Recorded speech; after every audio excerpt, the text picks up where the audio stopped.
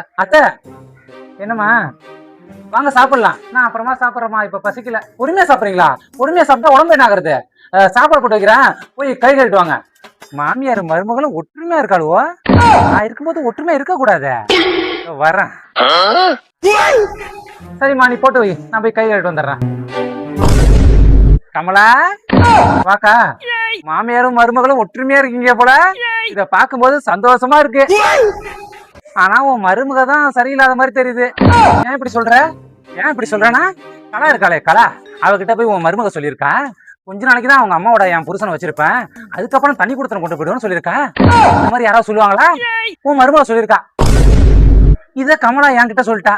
இத உன்கிட்ட சொல்லாம இருக்க முடியுமா? அதான் உன்கிட்ட சொல்லிட்டேன். இத உன் மருமகிட்ட கேட்டு சண்டை எல்லாம் போடாத. இப்ப ஒற்றுமையா இருக்கிற மாதிரி ஒற்றுமையா இருங்க. நீ சொன்னாலும் சண்டை போடாம இருக்க மாட்டேன். நான் வரேன் கமலா. அக்கா, என்ன கமலா, இத உங்ககிட்ட கலாவா சொன்னா? கலா எங்க சொன்னா? நானே தானே சொல்றேன்.